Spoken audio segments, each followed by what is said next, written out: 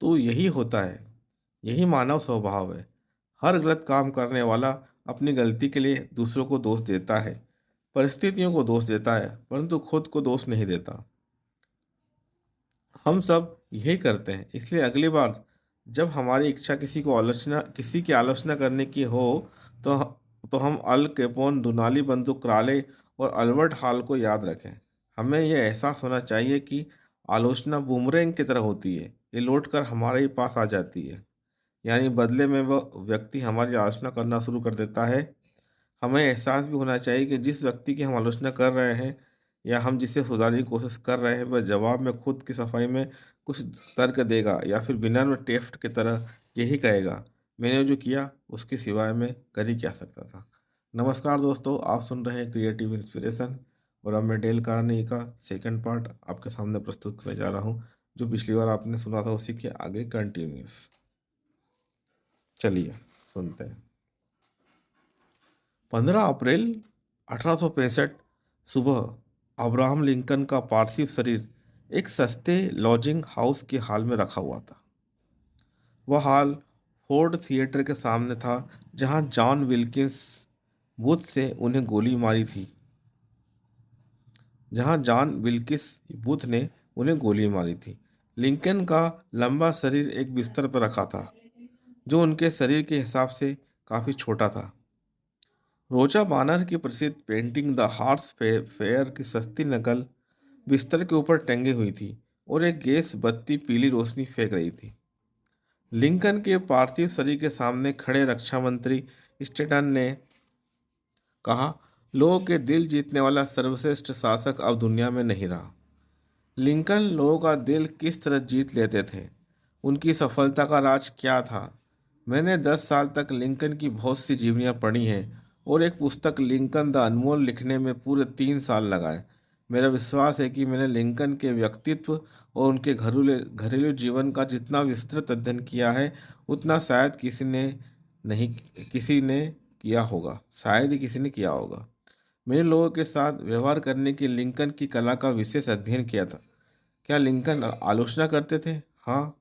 Indiana की pigeon creek valley ने valley में अपनी जवानी के दिनों में वे न सिर्फ लोगों की आलोचना करते थे, बल्कि पत्रों और कविताओं में लोगों का मखौल उड़ाते हुए उन्हें छपवाते भी थे।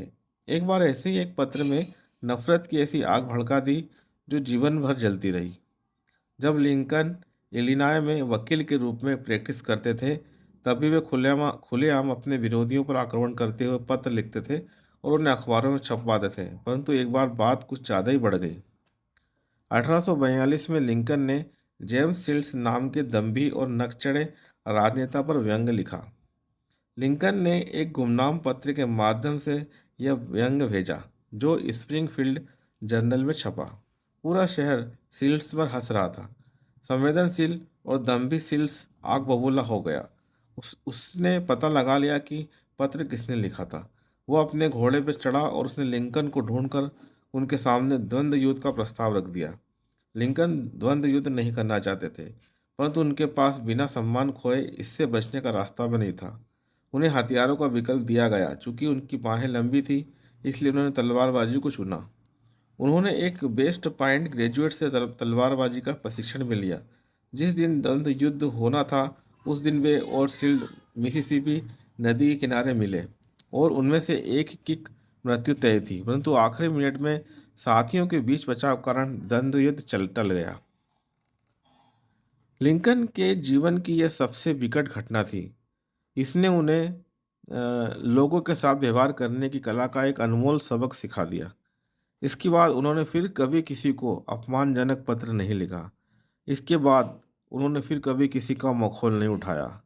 इसके बाद उन्होंने फिर कभी किसी बात के लिए किसी की आलोचना नहीं की। गृह युद्ध के दौरान लिंकन पोटोमेक की सेना के लिए एक के बाद एक नए जनरल को नियुक्त कर रहे और हर general Max Planck, Pope, Bernard Shaw, Hooker Mead ने इतनी बड़ी गलतियों की। लिंकन हताशा में फर्श पे इधर से उधर चक्कर काटते रहे। आधा देश इन अयोग्य सेनापतियों को लानतें भेज रहा था, परंतु लिंकन, जिनके हृदय में किसी के लिए दुर्भावना नहीं थी बल्कि सबके लिए सद्भावना थी, शांत रहे। उनका प्रिय कोटेशन था किसी की आलोचना मत करो ताकि आपको भी आलोचना न हो, ताकि आपकी भी आलोचना न हो। जब मिसेस लिंकन और दूसरे लोग दक्षिणी प्रांतों के लोगों की आलोचना करते थे तो लिंकन जवाब देते थे, उनकी आलोचना मत करो। अगर हम उन परिस्थितियों में होते तो हम भी वैसे ही होते। परंतु अगर किसी व्यक्ति के पास आलोचना के अवसर थे तो निश्चित रूप से वह व्यक्ति लिंकन थे। हम सिर्फ एक उदाहरण से ही समझ सकते हैं। गेटिसबर्ग का युद्ध जुलाई 1863 के पहले 3 दिनों में लड़ा गया था। 4 जुलाई की रात को जनरल ली दक्षिण दिशा में पीछे हटने लगा।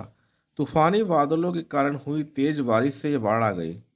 जब ली अपनी पराजित सेना के साथ पोटोमेक पहुंचा तो उसने देखा कि उसके सामने बाढ़ से उफनती नदी है जिसे पार करना संभव नहीं है, और उसके पीछे विजेता यूनियन आर्मी है।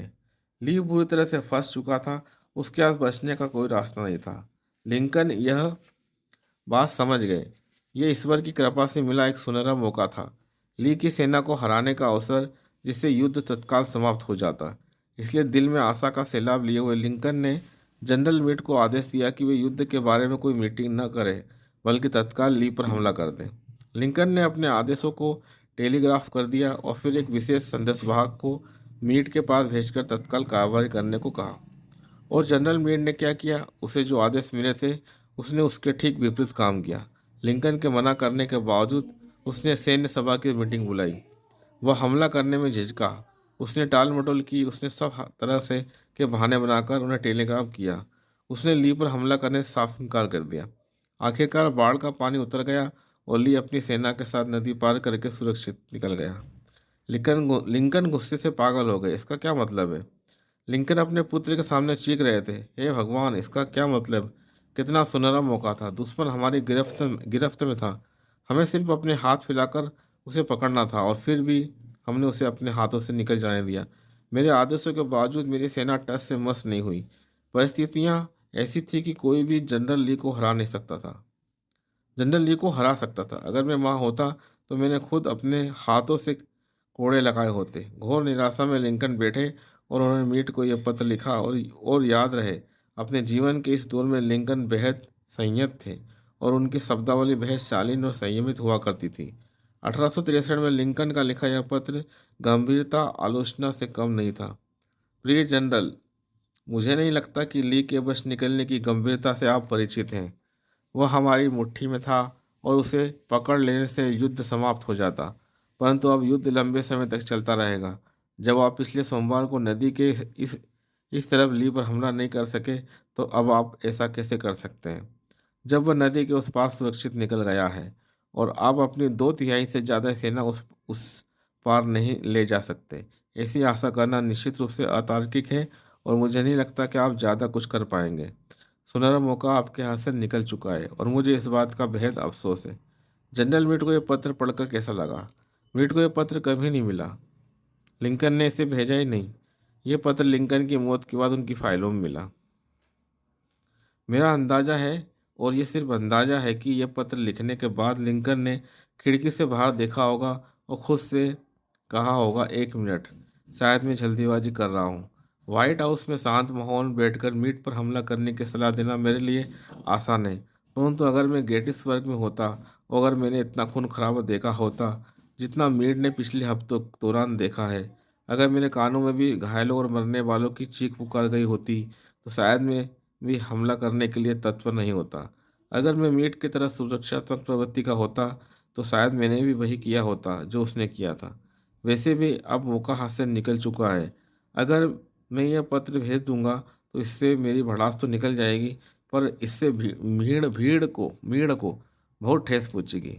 वह मेरी आलोचना करेगा और खुद को सही साबित करने की कोशिश करेगा। इससे दुर्भावना पैदा होगी और सेनापति के रूप में मीट की उपयोगिता पूरी तरह से प्रभावित होगी और इसके बाद वह शायद सेना से इस्तीफा भी दे दे। तो जैसा मैं पहले ही कह चुका हूँ, लिंकन ने पत्र को एक तरफ रख दिया। कटु अनुभव से वे ये जानते थे कि तीखी आलोचना और डांट फटकार हमेशा बेमानी होती है, उनसे कोई लाभ नहीं होता। ये डेल कार्ने का एक और किस्सा था जो मैंने आपके सामने प्रस्तुत किया। इसको आप ध्यान से सुनिए, समझिए, चाहो तो बुक खरीद लीजिए। और पढ़िए। अगर आपका इंटरेस्ट हो तो आप पढ़ सकते हैं, आपकी लाइफ में इससे वैल्यू बढ़ेगी। ठीक है, फिर मिलते हैं नेक्स्ट वीडियो में। जब तक आप एंजॉय कीजिए। Okay, good bye.